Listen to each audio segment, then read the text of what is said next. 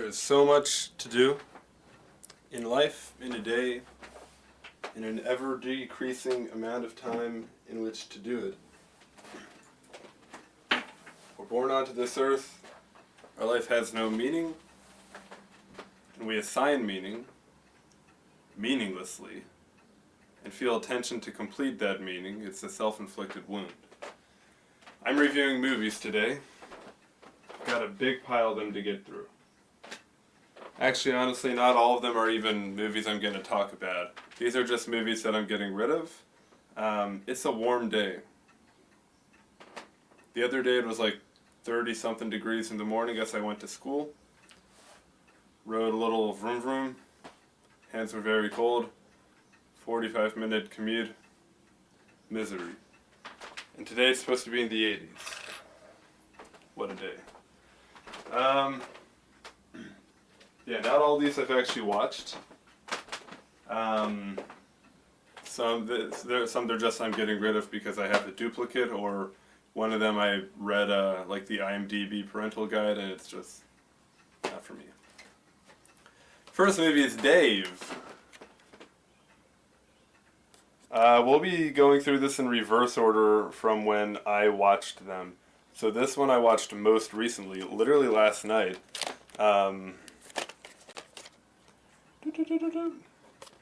Last night as I was organizing stuff in my room between like midnight and 2 a.m. At first, so this was in the pile that I had made. I was organizing actually some VHS tapes by like genre, and I had one movie playing as I was doing that, and as that movie ended I put another one in. It was this one. This was in the rom-com pile. I just like Googled, genre, or the movie, and the genre popped up. So I was expecting like a crappy little rom-com that like I wouldn't want to pay attention to. It's a fun movie. I think I actually had started to watch this movie in high school. Like a teacher showed it in a classroom, maybe Brian Hussey. Because I definitely remember.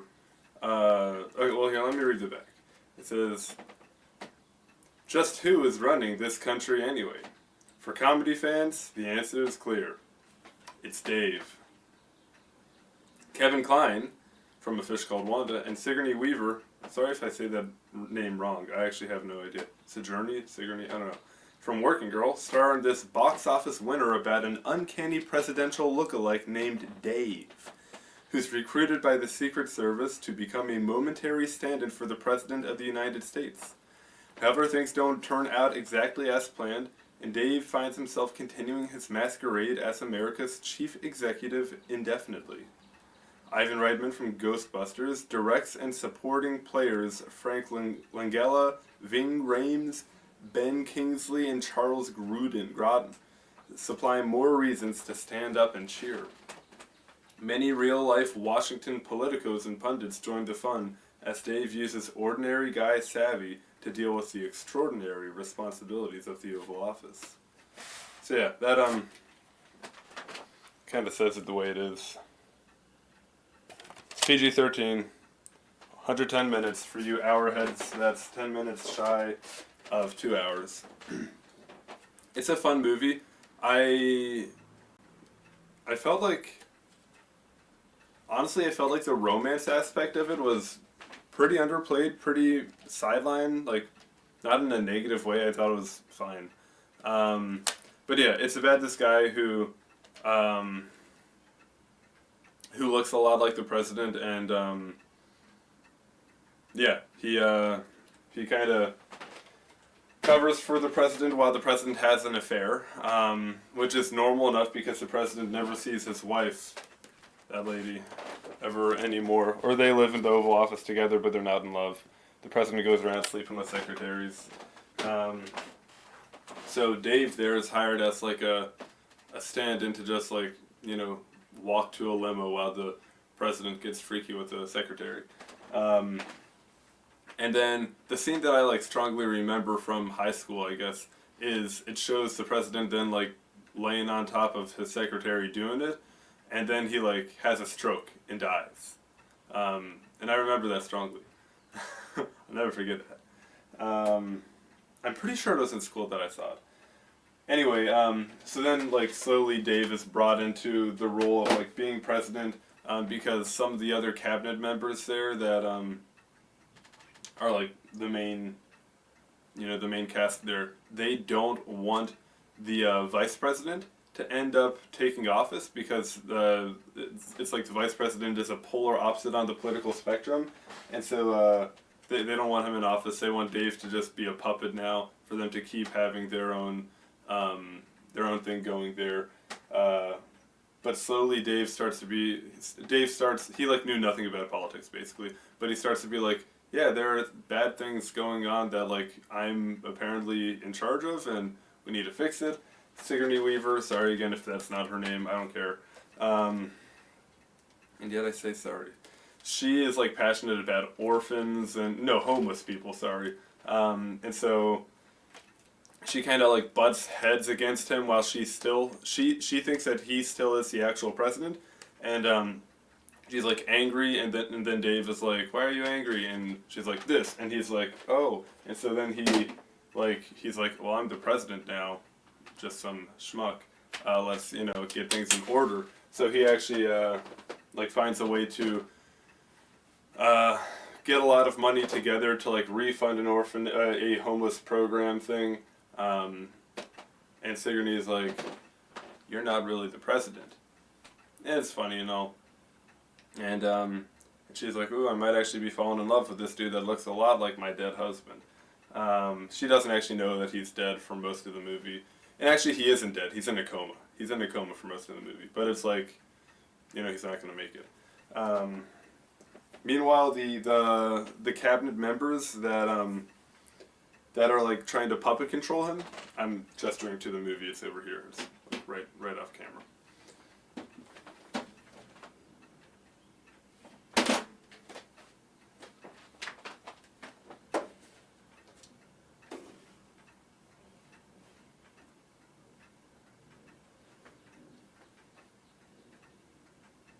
This got this new lamp. I'm not crazy about it.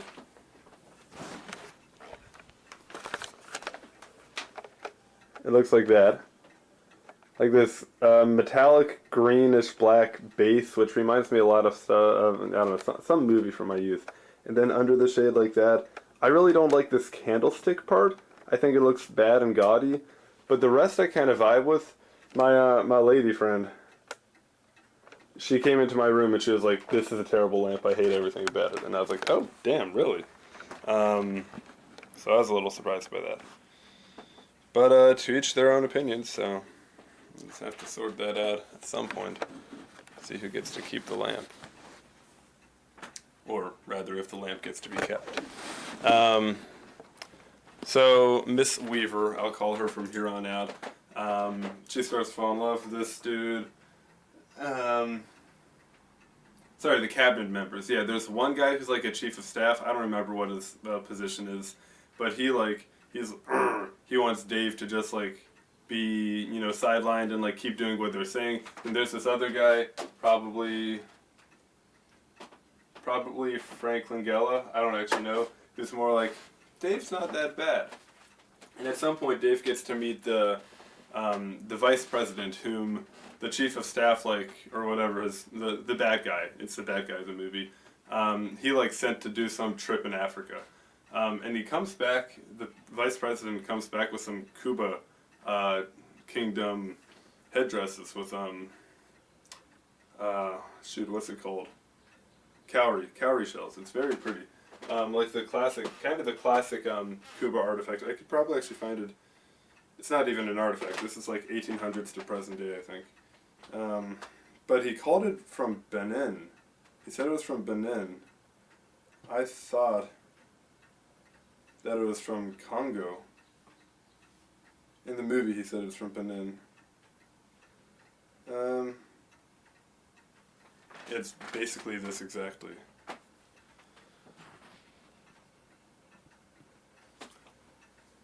But he said it was Benin, so I was I'm not an expert on any of this stuff. I think that it would be easy enough. No, because you search Benin headdress, and you've got or mask or whatever.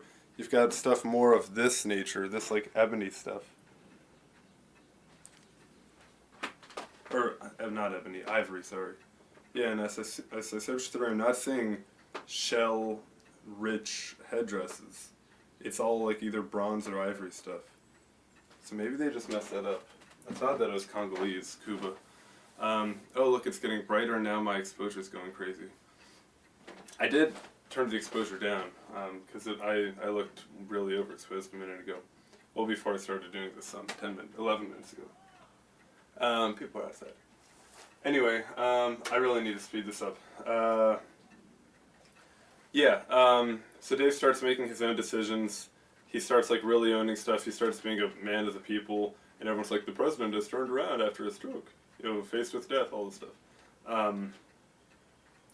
The romance felt like pretty underplayed for most of the movie. It felt more just like a comedy, more or less, as Dave figures out his life as president.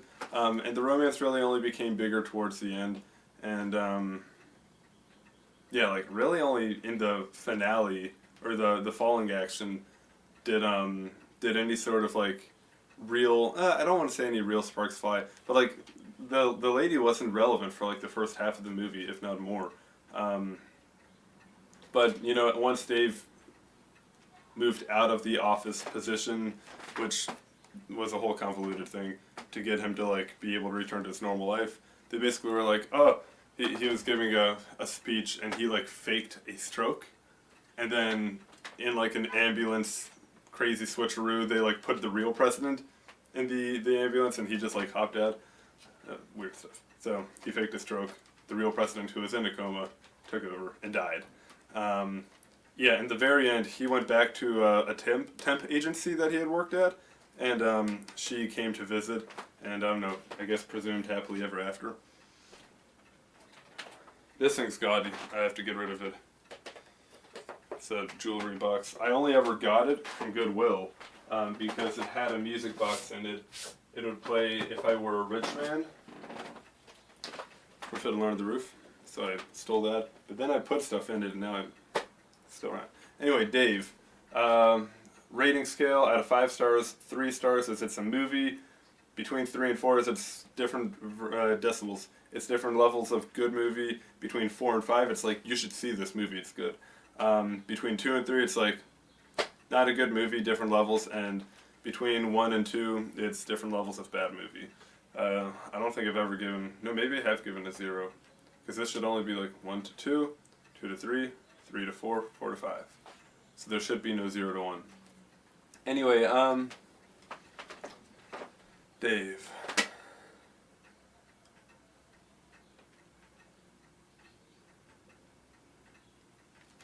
I feel like it's a 3.8. It's a fun movie. I'd watch it again, but it's not like you've got to watch this movie, It's a fun movie. If you have, I keep looking at my screen, like I'm in my actual, can I move crap around? Yeah, like the actual screen that I see myself projected from is in a different spot than where I'm recording from, and rather where my lens is. So whenever I actually look at myself, that's a little better. Looking at the screen, looking at the camera, screen, camera. Dave, I say 3.8. I think that's fair. Next up, Men in Black. Oh, I'm so sorry. 1993. Dave is from 1993. Kevin Kline, Sigourney Weaver. Men in Black. 98 minutes. An hour and 38 minutes for you hour heads. What year was this? 97? I didn't actually watch this. I just had a duplicate of it, so I'm getting rid of it. I have seen it before. Everyone's seen Men in Black. If you haven't, who are you? Fun movie. I'm not giving it a rating. I don't want to rewatch it as an adult. I've got a bunch of VHS tapes over there. Maybe one day I'll watch every single one of them. I'm trying to really get through them. If I rewatch it, when I rewatch it, whatever, I'll give it a proper rating then. Because you know how it works. Like once I watch a movie, then I get rid of it. My Best Friend's Wedding, Julia Roberts. Also PG-13, 105 minutes. An hour 45 minutes. Also 97. Julia Roberts. Another duplicate. Didn't watch it. This movie you can find like in a thrift store anywhere. Hannah, the lady in the picture, she says that this is one of her favorite rom-coms, but in like an embarrassing way. She's like, really bad, but I like it, so we'll see. I have 2 copies of it. I don't know why I still have this. In Love and War. Did I keep it because I liked it? Because it wasn't actually that great. Did I already review it? I think I probably already did. 113 minutes and an hour 53, right? Yeah. 1996. It's about Ernest Hemingway, I think. Yeah, this dude like goes into battle as like a reporter or a writer or something, gets injured, and then she nurses him back around. He moves around a couple times, she moves around a couple times. They always keep finding each other again. They're in love and war. But it ends up not working out. I don't remember what exactly happens because I saw this a long time ago. Maybe Sandra Bullock and Chris O'Donnell. Maybe she ends up marrying some other person that's like fancy and wealthy, like a military officer, and he gets all pissy and like because he didn't act faster. Look, they even kissed. What a good kiss. In war they found each other. In each other they found love. That's what it says. I enjoyed it. Richard Attenborough. Is he related to David Attenborough? Anyway, I'm not going to get too into this because I think I already reviewed it, but I honestly don't know. Going off of memory, I'm going to say it's a 3.6 out of 5. If you like romance, there's not really comedy, it's just romance. It's not bad. Not bad at all.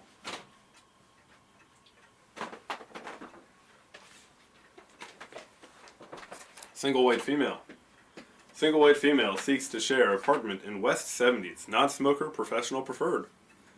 An innocent want ad opens the door to murderous, unrelenting terror in this pulse-pounding psychological shocker starring Bridget Fonda and Jennifer Jason Leigh.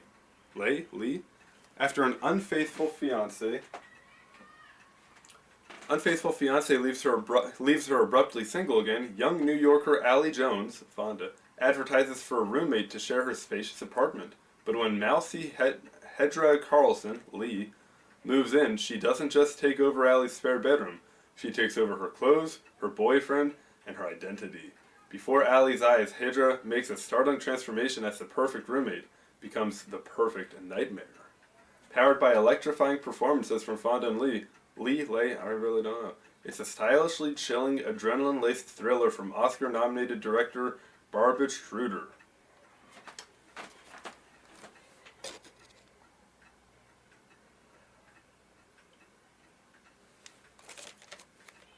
Woo! Rated R, 107 minutes for you hourheads. That's, an hour 47 minutes? What year is this? 92? It sounds like a good movie. I didn't watch it. This is the one that I looked at the IMDb rating for because it's like R, so I don't know. There's apparently a lot of nudity, a lot of like not explicit sex scenes, but I just don't care for sex. Scenes rather. And I think there was mentioned a rape scene, so I'm not about that. There's a time and a place. I really feel like you can imply rape and have a story that like has that as a, not a theme, but something that happens, an occurrence without like showing it, so didn't watch this. 0 stars. That's a lot of movies I didn't watch in a row. 4. Well, I did watch in Love and War. Lion King 2, Simba's Pride. I think this one might have been a little moldy, but I still threw it in my VCR. All the power and majesty of animation's greatest... This is a movie that I was watching right before Dave's had finished. I really just put this one on in the background. I didn't pay attention to it that close because I didn't anticipate it being very good. hot take, I don't care for The Lion King. I watched it as an adult. Actually, in theaters, it had a rerun for like 25th anniversary. I watched it in theaters, and I think again just home on the telly on the tube. Didn't care for it. Like, it's just whatever. Anyway, Kiara is Simba's daughter. Simba is the big man in charge. Kiara keeps coming upon this this other little tiger, her same age, named Kovu. Kovu is like a Scar type tiger, lion. He just like Scar, although he's being raised to be like Scar, but he kind of is a softie. And Kiara and Kovu keep like kind of falling in love, and then Kovu's tribe is like, nah, or his pack, what is it? Proudland? I don't know, Prideland. His pack is like, no, you have to kill Simba, get revenge for Scar. And Simba's always like, I don't trust this Kovu, Kiara, don't go out. But also Simba's like, go be free, go do your coming of age ceremony, whatever, be a free thing, and then, like, I'm not going to monitor you. And then he says to Timon and Pumbaa, follow her. So he doesn't actually trust her to be safe on her own. Rightfully so, of course. That always happens in movies. It's like I don't trust you, and I'm right because I'm the parent. Because like they end up getting in trouble and would have died. Kovu keeps saving Kiara over and over. They do fall in love. Rafiki even is like, I see a vision where they fall in love and they unite the tribes. The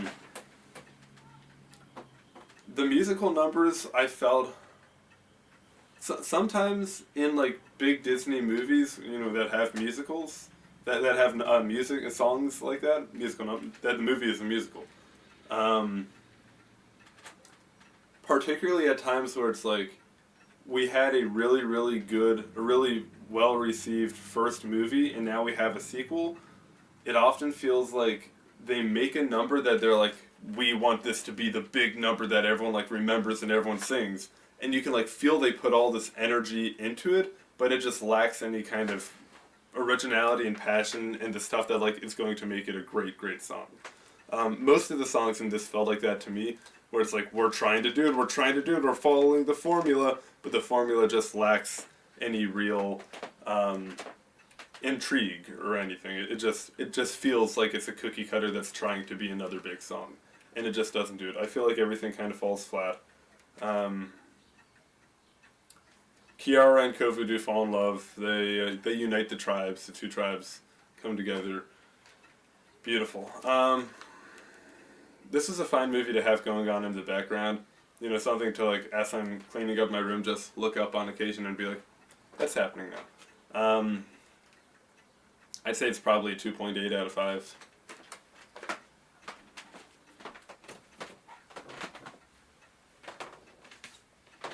Oh, did I say how long it is and what year it is? 94. Not rated. It's a 75-minute movie. Hour 15. Perfect time. God's time, honestly. My throat has been so dry recently. The air has just been really dry here in Maryland, Annapolis. And tree pollen is high. Like, I breathe in and it's sharp. I'm going to go drink water. Like, just stick my head under the faucet,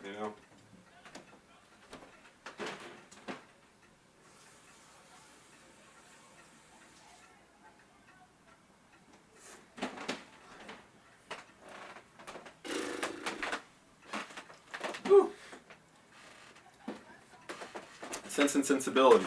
I had 2 copies of this, so I'm getting rid of one. It's a 136-minute movie, 2 hours, 16 minutes, rated PG, 1995. An original movie idea. Brilliant director to come up with this. Haven't seen it. No review. Oh, it sounds like a roommate's home. I wonder if they'll partake in this review. The Rock. When I searched for this for genre, I also got Dwayne. Well, I only got Dwayne. Sean Connery, Nick Cage, Ed Harris. I don't like how they do this. Look at this. It's over here, I'm sorry. Nick Cage, right there. Sean Connery, I actually don't know which one he is. Maybe that one. Like, they don't have the names with the actual people. Why would you do that? Rated R. Oh, I should actually probably check the parental guide. Maybe I can get rid of my other copy of it too. 136 minutes. Did I already say that? Or Sense and Sensibility? Sense and Sensibility. They're both 136. That'll be a thumbnail. Okay.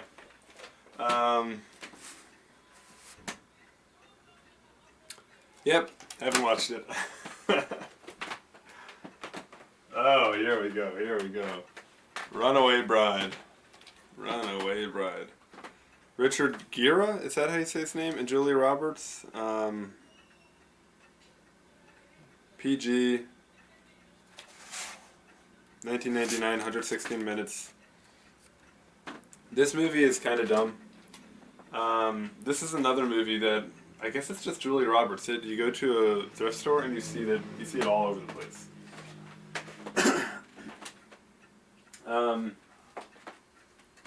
And my roommate's who's this?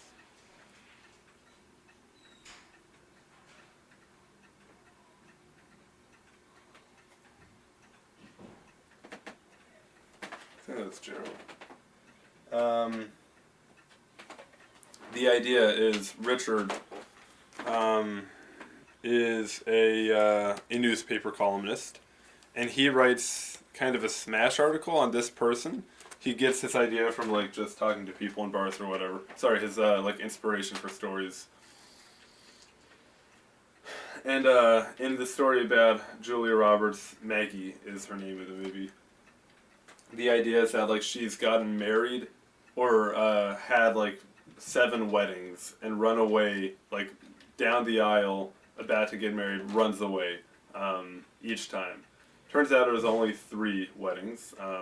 And she like writes to an editor, gets him fired, whole thing. He goes to her hometown, which is supposed to be in Maryland, an island maybe. I don't actually know. Like they were eating blue crabs in some scene, and I was like, okay, but like the town just looked like,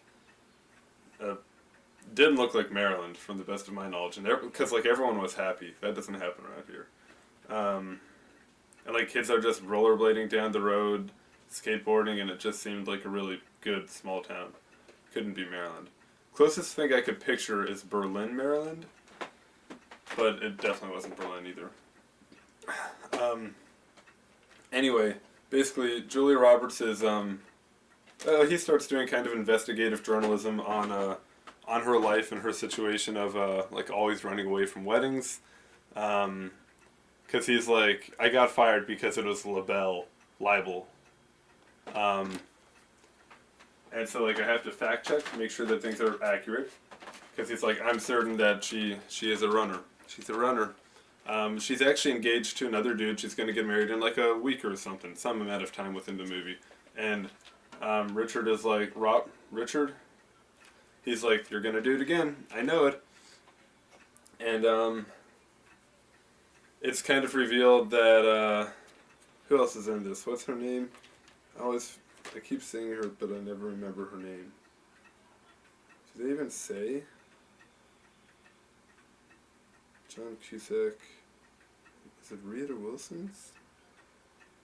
No, I don't think. I don't know. Well, she's got a friend. And through the friend, it's kind of revealed that, like, maybe nowadays people would call it a pick-me, that she's a pick-me. I don't actually know. I don't know if that's the right word. I don't know. Basically, the idea is she's very bubbly personality. Everybody loves her. She like flirts with everybody without like meaning to, and she she just has that like trail of heartbreak. Is what Richard kind of reveals. It's like everybody that she's ever been close to has been hurt by her, because she just like insensitively goes around doing whatever, and she's just innocent. She's like, I didn't know.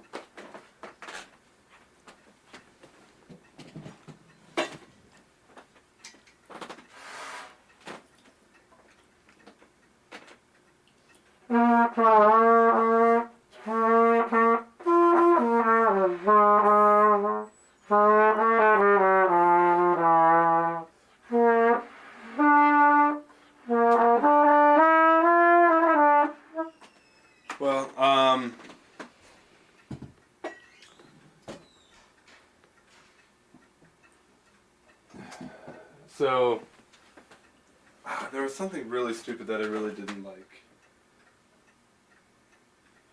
Shoot, what was it?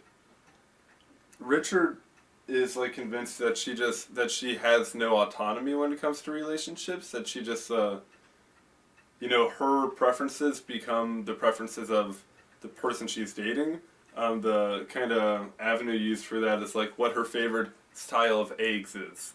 Richard goes and asks all the people that she's been with, and they all say her favorite style is the same as mine. It's crazy. Poached eggs, no. Fried eggs, no. Whatever. I don't remember if that was the big boo-boo for me. It was something about, like... So, of course, they end up together. It's so stupid. So she ends up cheating on the dude that she is about to get married to. Like, literally during emotionally cheating, of course, at first. But then, during a wedding rehearsal, like, the day or two before before the wedding, Richard stands in for the guy so that he can like see the wedding rehearsal from a different perspective for the actual groom, and then the actual groom saying like, by the power invested in me, you may now kiss the bride, and then they actually just kiss, and the groom's like, understandable, right? Like this lady is literally just kissing some other dude right in front of you. Like, bro, don't glorify this crap. That ain't it.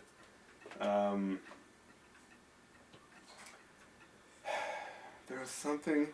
I think maybe it was the idea that that Richard is going to her and being like, "This is the way that you are. You like adopt the personality of the person you're with and the desires of that person." And like, I'm showing you that you don't actually know who you are, and I do know who you are. And she's like, that's right, you do know who I am. So I want to be with you. And it honestly just felt like a moment of self-realization snuffed away so quickly for her to just be like, yeah, I do have this problem of like not knowing myself. And him like, yeah. So have the personality that I'm giving you now. It felt a little gross. It felt like a grooming kind of thing, I guess. I don't even know. I don't remember if that's the exact same feeling because I don't want to stop and think about it too much right now. But something about it was really, really gross, and I just didn't like it. Yeah. Rom-com. She did, so once they... Of course, like, the thing is, like, he doesn't actually know her. It's been, like, what, a week that they've known each other? But after they kiss in the wedding rehearsal, they're like, well, there's a wedding already scheduled, so how about we get married? And even the groom's like, yeah, you have my blessing. And she still runs from their wedding. So, great, she's still a runner. But then it's like, the only problem, it seemed, was she gets, like, nervous in front of all these people getting married, so it's like, just have a smaller wedding. So then they have a smaller wedding, and it's fine. So, whatever. 2.5. 2.5 out of 5. John Wayne, the Cowboys. Duplicate. Haven't seen it. Moving on.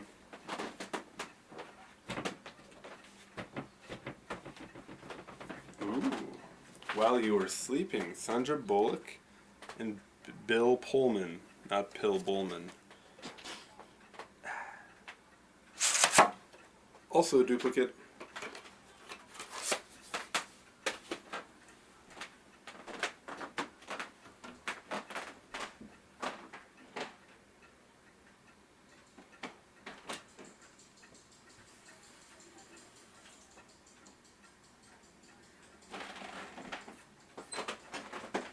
I'm so dry. Don't go away, stay at home if you can. Stay away from that city, they call it Cheyenne.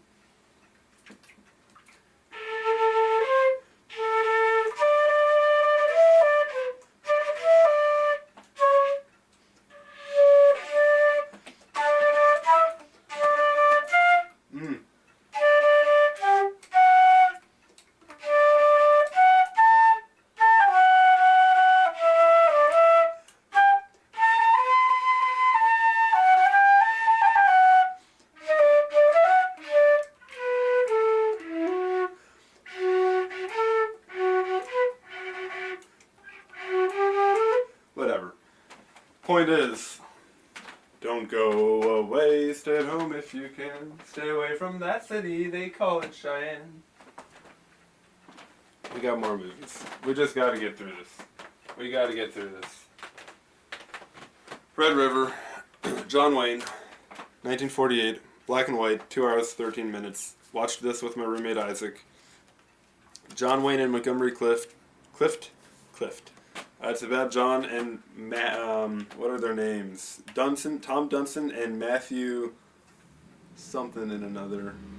It's less important. Galt, maybe is his last name. They start a cattle ranch in Texas. Becomes huge. Nobody's buying cattle, so they decide they need to move the cattle to Missouri, I think, and sell them there. And Dunson, the leader of like this whole cattle drive, 10,000 cattle, crazy, it's insane. They've got 20 cowboys with them. Dunson becomes a bit of a dictator, like really, really cruel to the people. Like will kill people if they're trying to desert and like just not do the drive because it's treacherous, and because he starts like cutting their food rations really, really tight and just being really bad. So people are like, yeah, I want to be out of here. And he's like, so he goes crazy. Matt, which is this guy kind of on the side of all of these. That guy. He eventually stages a coup, essentially. It's not even a stage, it's just he's like, no, you're not going to hang these gentlemen for wanting to leave. I'm going to take over and all that. And he's got a little help from friends. Everybody is like, yeah, sorry, Dunson, John Wayne, you're done. They end up going to Adelina or something. I don't remember what it's called. But someplace in, I don't remember where, Kansas maybe? Where there happens to be a train, a railway. Nobody knew for certain if there was a train there. Always conjecture. But there is. They sell the cattle for above market price, get a really, really good deal. They had left Dunson alive, not left for dead, left him alive a little ways behind them. And so they're like, he literally said, like, they had shot his hand and I think his foot was lame or something. He had said, like, when I find you, I'm going to kill you. Dunson did. And then there's a final confrontation between Dunson and Matt, who Dunson and Matt have been together since a long time. When they first started this ranch out of nothing, out of literally one male female cow, well, one of each. Wasn't one of those special ones, that's both. Matt was found as the lone survivor of a Native American attack, Cowboys and Indians, so he Dunson took Matt on as a parental thing, so they're like father-son. And Dunson had even said at some point, I've always wanted a son of my own. Matt was as close as I had, but that dude's dead to me, I hate him. So when they finally confront, Dunson's like, I'm gonna shoot you, but he shoots all around Matt and all that. And then this lady that Matt met at some point and they're in love is like, you two are so stupid. Like anybody, Isaac keeps quoting it to me. What is it? Anybody that's been around you and met it knows that you two love each other. Something like that. So they're like, yeah, I guess we do love each other. We couldn't kill each other. Matt's also soft-boiled egg, so he'd never take a life. And everyone's like, Matt's too soft. I hope he hardens up. And then he shoots at. He fist fights with Dunson, and that's the father-son bonding, and everyone's like, good on you, Matt.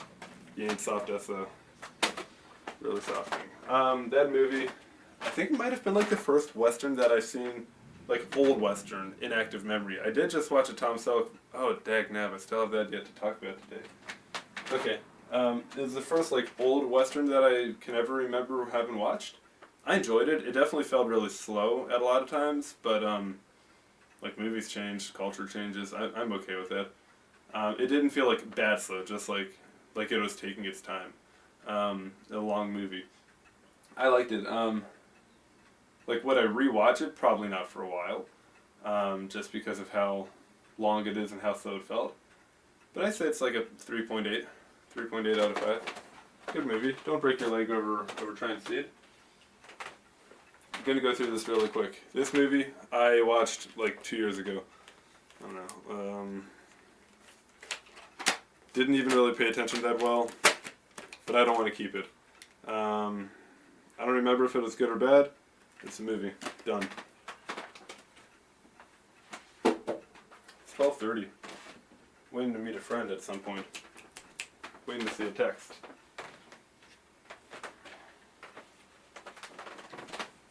We got nothing to lose. Oh, I forgot about this movie. Martin Lawrence and Tim Robbins. Basically, Martin Lawrence, the white guy. Kind of make it clear. This one I also had weird feelings about. So basically, Martin Lawrence believes that his wife is having an affair. And, like, he thinks that he walked in on her having sex with another dude. Which they actually start off the movie with, like, I don't feel like explaining it. It's in a way where he's... Yeah. They start off the movie with a pretense that makes it so when he sees her having an affair, he's like, oh, I thought that she was joking about that because we were telling each other jokes like that. So whatever. So he goes on like a angry, like, I've got nothing to lose kind of drive and doing crazy stuff. Tim Robbins, he goes through the bad part of town, you know? The whites. Tim Robbins gets in his car and, like, tries to mug him. And Martin is like, picked the wrong day to mess with this guy, buddy. So he, like, drives crazy, and Tim's like, ah! And, he basically just, like, does, I'm driving until I run out of gas. They end up in the middle of nowhere, desert area. Tim starts, like, robbing convenience stores. And eventually Martin's like, no, you're doing it wrong. Like, you're robbing wrong. Here's the better way to rob. Let me show you. Whites. And, they end up running into trouble with another duo that looks very similar to them. A tall white dude, a short black dude. I don't remember who the black dude was, but the white dude was the guy that played that doctor in Scrubs, the one that's always sarcastic and conniving and actually hates his life, drinks himself to sleep. That guy. And at some point, Martin is like, Tim, why don't you, like, actually get a normal job? Like, you don't have to be living this life of crime. And Tim's like, you don't know what it's like for a black man. I try to get a job, you don't get it. And Martin's like, nah, man, just, like, apply for a job. Whatever. There's a bit at the end where Martin ends up in Tim's house, and he sees on Tim's wall, like, a degree in, like, electrical engineering or something. And he's like, oh my gosh, Tim's actually, like, highly educated. Maybe he's right that, like, being a black person is you have all these biases against you. You can be fully certified, fully, you could be a very viable candidate and still get turned away just because you're black. And that ends up being the place where I have issues with it. I'll talk about that in a second, though.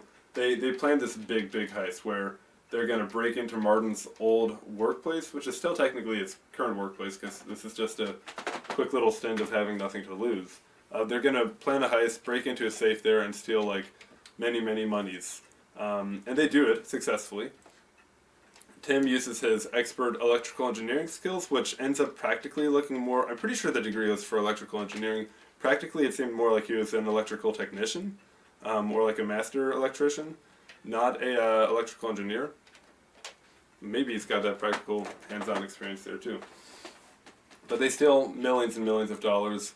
The other duo that I'd mentioned, the other white and black dude, they got a bone to pick with Tim and Martin, so they're like tracking them down, trying to kill them. And they find them just after the heist, and they're like, oh, you've got all this money? Let me take this money from you. We're not going to kill you now because you've given us all this money. Great. Martin then finds out that his wife was not actually cheating on him. What he saw instead was a surprise visit from his sister-in-law and her brother. And her sister-in-law happens to look a lot like his wife, because they're sisters. And he only saw from behind, so he's like, this is my wife. Nope, turns out it's your wife's sister. And they're a week early to visit you and just deciding to gratuitously have sex on your bed. Okay, work that out. Family dinner time. But Martin's like, oh my gosh, all this stuff that I did, like these extremely heinous crimes that I did, and did very well at that. It was all bad. I shouldn't have done it all. Yeah. The thing I ended up having issue with is Martin then hires Tim, I guess anonymously in a way, to be like to be an electrician to put up security cameras at his business, his company, big highfalutin white collar thing. Which again, like electrical engineer or electrical technician. But yeah, the way that was done, it just felt very much like a white savior kind of thing. Like, oh, let me help this poor black guy that can't get a job with my white privilege and all. Which, like, you know, functionally, I guess it's great, but like if you can help somebody out like that, absolutely. But the way that they did it felt very much just like, I've done my part as a white man. It felt a little gross, so I don't know. Rated R, really? I guess they do cuss a bit. 98 minutes. I have to go. Just got that text, and it's from. Well, we'll get back. I'm gonna pause this, see if I can come back. So much time has passed. I'm on my phone. Like an hour or something. Lit a car on fire. Golf cart. Crazy.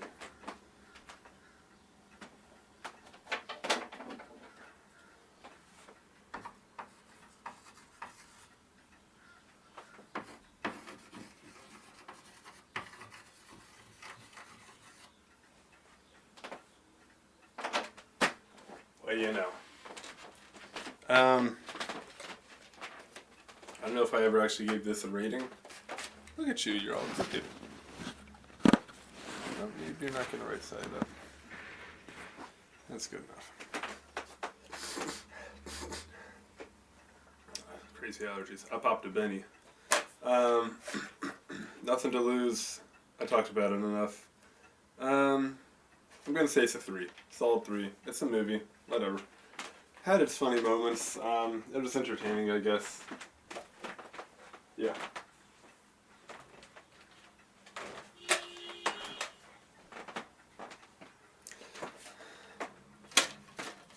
Home recording.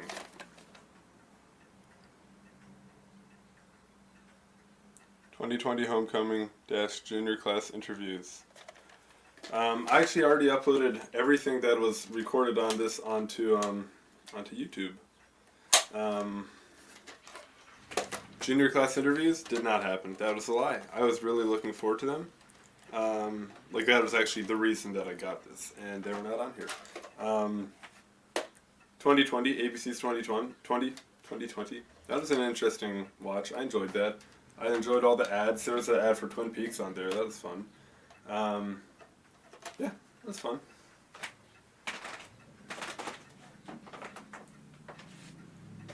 I don't know how or why I still have this, but I need to throw it out.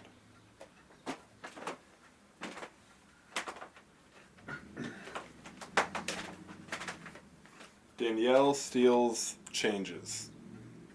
This lady, Danielle Steel, she is going to go to hell. I don't actually know if there is, like, technically a hell. Annihilationism, whatever, all these different eschatological views. But if there is one, she will be there. She's a terrible person. Terrible. She, like, writes the books that, like, you see in the grocery store. That kind of crap. A single mother of twins, Melanie Adams, has done double duty while building a successful news career. What she doesn't count on is falling in love with eminent heart surgeon Peter Hallam, who lives thousands of miles away with 3 children of his own. Is it all too much for 2 people to overcome? Melanie and Peter will find out as they As they marry, try to let go of the past and build a new life together. 96 minutes, not rated. It should be rated stupid. 1991. Isaac? Is that you? Huh? Do you want to tell anyone about this? I don't know anything about that. Do you want to tell them about it? How would I know? How would I know what to say? Look at the cover. I mean, it is. Go on. No. You got a word or two. I don't. How about Red River? But I have. Am I on camera right now? Yeah, Isaac. Is this recording? Red River. This is inappropriate smut, is what it is. No one should watch this. You're actually very correct.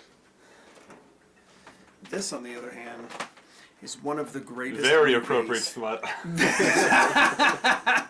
Is one of the greatest movies of all time. I'll tell you this about Red River. Camera's right here. Don't look at yourself. It makes everyone uncomfortable. I do it all the time. Oh, I'll tell you this about Red River. It's not even recording, is it? There's no red light on. Yeah, that's because I'm going direct from this into the computer, so the computer is recording. Oh, well, I'll tell you this about Red River. If you were to quote some of the lines from Red River, you would think it was talking about a man and a woman and their love for each other. But in fact, it's talking about a man and their love for each other. But not in a Brokeback Mountain kind of way, just like in a, platonic... like friends. Hey! Do you want me to say more? I can say more. Like to. So I'm from Oklahoma, and Oklahoma. Oklahoma. Yeah, that's a different thing. I'm from Oklahoma, which means that I've spent a lot of time at the Red River, but I have never crossed it on horseback.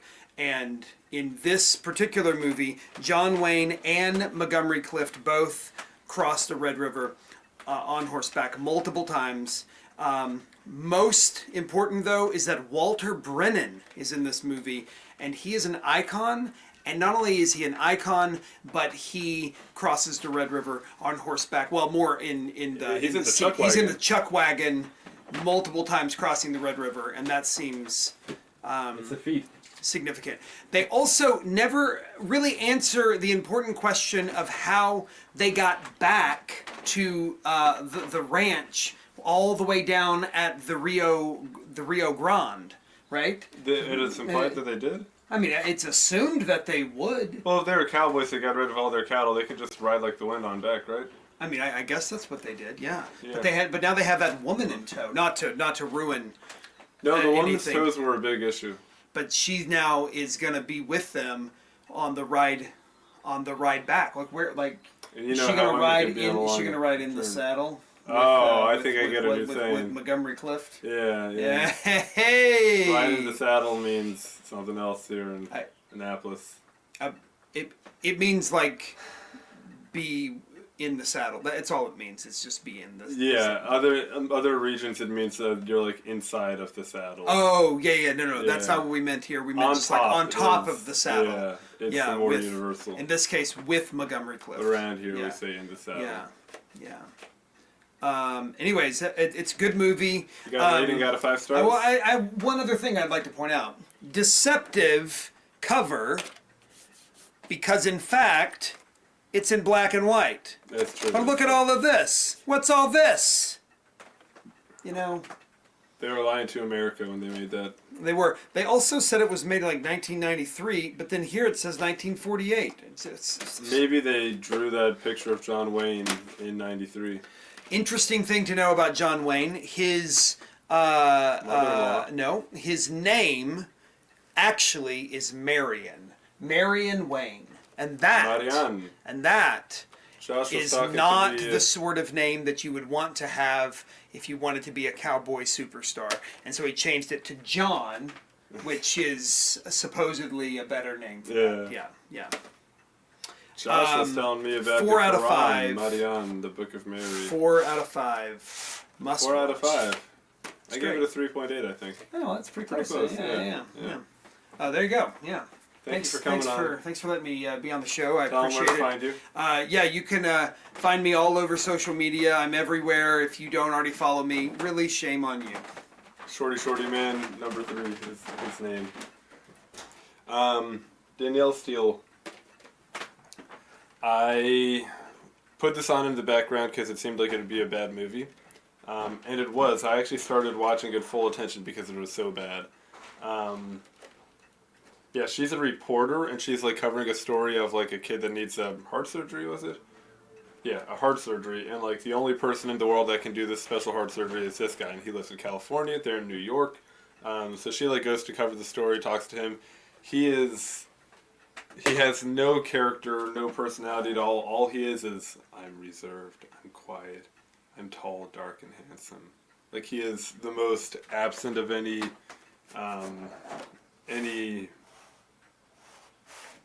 what is the word I'm looking for?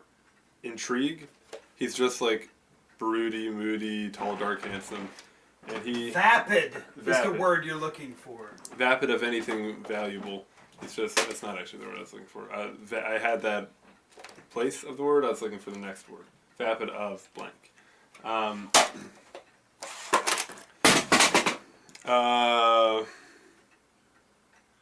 Yeah, so they fall in love or whatever, and Maggie, whatever her name is, Maggie was in the other movie. Melanie.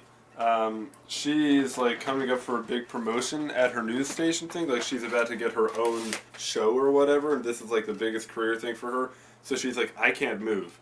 And Peter, he's like, well, I've got my whole hospital thing here. Like they basically built the hospital ward section for this heart surgery around this guy because he's like the only guy in the world that can. So like they invested in him. So both of them have very good reasons for not being able to move. But Peter is very firm on like, no, my reasons are better for not moving, so you need to move here if we want anything to happen. They both have kids, and they both treat the kids pretty poorly. They're like, we're moving, we're going on vacation, all the stuff that the kids don't want, it's just for the parents. And the kids are like, the heck? Like you're, yanking our chains, dragging us around, all this stuff, we don't like it. Which is very valid. The lady, Melanie, she has 2 daughters. Other dude has, I think, 2 sons and a daughter. One of the sons is the same age as Melanie's daughters. And they start getting freaky. In a very bad way. Like they're in this vacation home all together. This kind of crap starts happening. And the way that it's shot is like, you'll have one scene of like these two getting intimate, and then you'll like cut to a scene of the son and daughter getting intimate. And they're like not old enough for us to be seeing them get intimate on stage. At least not according to the storyline. Perhaps their actors are old enough, but like, you just cut back and forth, and it's like parents having sex, kids having sex. Why? I think it was around then that I stopped watching it. I did not finish this movie. I don't know if there is any resolution in the movie that makes it be like, Peter's not actually a shallow douchebag. Melanie can stand on her own, whatever. And, the kids live happily ever after. It was just kind of foul. It's like, we don't need all this young stuff going on. Or like just having the parents doing it and then the kids doing it. It's just, why separate that? Like, I don't want that together, or just don't include either of them. Honestly, it was really disappointing. Absolutely no depth of character for Peter. Kind of obnoxious. Bad movie. 1.3.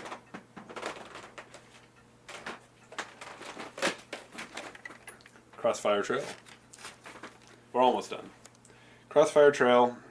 We got Tom Selleck. 95 minutes. 2001.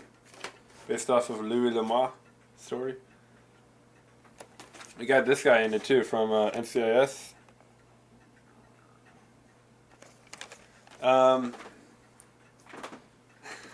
Just remembering. This movie starts off like on a boat with Tom Selleck's character. A friend on the boat dies. I think the implication is the captain of the boat like mistreated this friend, Charlie or something like that. And the mistreatment led to the friend's death. And so Tom Selleck goes into the captain's quarters, and the captain's like, nobody comes into my quarters without permission, or like at all or something. Tom's like, I don't care. And he just like goes up to Tom Selleck delivers the most emphatic throttling I've ever seen on screen, of just like a man completely getting destroyed, and not in like a graphic way. It's like they're about to fight, and Tom just like picks his dude up by the collar and just boom, just pummels him, and then the guy like gets up and he's like, "I'm ready to go," you know, all that, and Tom just boom, boom, boom, and it's kind of really awesome to watch Tom Selleck do that, because it's Tom Selleck. Anyway, the person that died, I think, owned land in whatever town, state, whatever they end up in. He owned a ranch. And his wife is this lovely lady here. And she is dating this guy. And it's eventually revealed that he is only dating her. He's only dating her so that he can get at the land. He wants power, that kind of deal. And it is presumed that the friend that died right in the movie, it is presumed that he died long ago. They thought that he had died in like some attack by Native Americans, defending their homeland. But Tom Selleck knows that like he actually got away from that attack and only died just recently. And it was the friend's dying wish to Tom that Tom protect his wife and take care of the ranch. Of course, only Tom really knows this, and he's got a band of like 2 other guys that are with him. They're not pictured here. 2 other guys, a young dude and like some Irish dude or something. They're a merry band. So only they know that like this dude made that dying wish. Tom tries to like eventually tell the wife that was, you know, Charlie, I think is his name's dying wish. She at first is like, "You're just another person coming in trying to steal my land, like get lost." But she ends up falling for him, and the bad guy becomes like more clearly abusive as he sees Tom like taking control of the land. People get crazy, people get hurt, and shootouts happen. The big bad guy from NCIS, he ends up calling in some like some outlaw who also like is a bounty hunter, and they're like, "This guy will take care of Tom Selleck." And that guy ends up shooting long range one of Tom Selleck's friends, and that sparks like the whole battle, the big battle scene at the end, which was a very long battle scene, gunfight thing. Took a long time. I guess a fun thing, Tom Selleck has a lot of money on account of the mission he was on, where he like punched the captain and all that. Ends up with a lot of money. And in the general store, in the town where it takes place, there's these really nice rifles sitting on the wall that are like the fancies of the rifles, and they're engraved with Charlie's initials. And finally, by the end of the movie, was it by the end or like midway through, Tom Selleck buys those really nice rifles, kind of in honor of his buddy and also in honor of his lovely lady who's beginning to like him more and more, and uses that to like and do all the final gunslinging. It gets intense, it's fun. I had a dream about Tom Selleck like the night or 2 nights after this, where I was in like a crowded marketplace. Like, if you've ever played Hitman Absolution, the Chinese little Chinatown Square or whatever, felt like that, where it's just like so much going on. It's kind of pressed along into a corner, alongside, you know, vendor, maybe like a metro going right by. It was a weird dream. But Tom Selleck comes by, and I'm like, Tom Selleck, I'm your biggest fan. I just watched Crossfire Trail. You were so good in it. I loved your performance. You're such a great actor. And he literally just like grabs my shoulder and just looks at me and just smiles, kind of shakes me a little squeeze, pat, moves on. And it was a wild time. Yeah, quite a wild time. Very fatherly. It was weird. I enjoyed Crossfire Trail. I'm gonna say 3.7, 3.8, probably. 3.8's a big one for me. I need to start getting into the odd numbers. This is another one. Box set here. Big box set. The Loretta Young Show. Loretta Young. Well, this was like the 50s, I guess. Was it?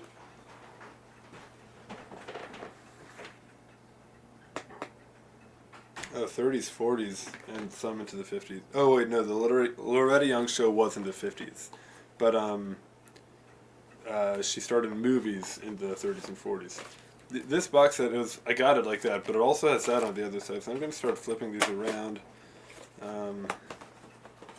Anyway, I didn't watch all of these because I didn't care to.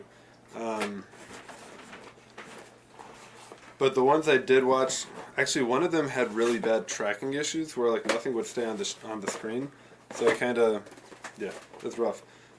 This exact series like starts every episode with her son being like, my mother did this and this and that, and she was about values and morals, and like she pushed the envelope.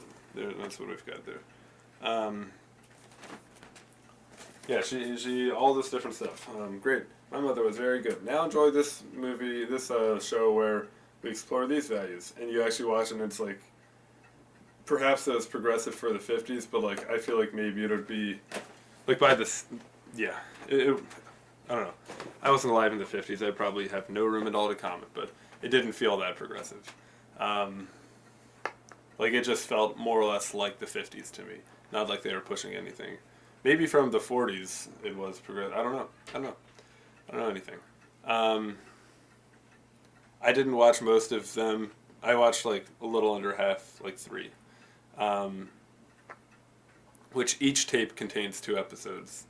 But they were not that interesting to me. I'm fine with older stuff usually. I like an older show. But they were just kind of boring to me. Didn't do much. And so I didn't watch much. I don't know, like 2.7, 2.8.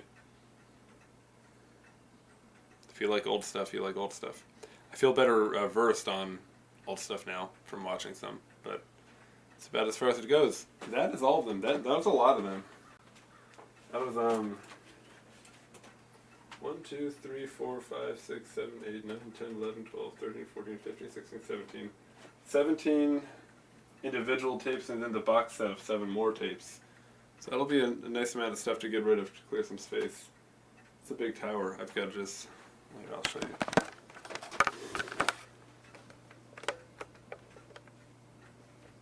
Precarious. This is filmed on a Sony Handycam CCD TRV 85, I think. 85, right? Yeah, 85. NTSC, of course. I have a GV USB version 2 through OSB. OBS. There are my stats. Do I have anything else to talk about? Yankees are really knocking it out.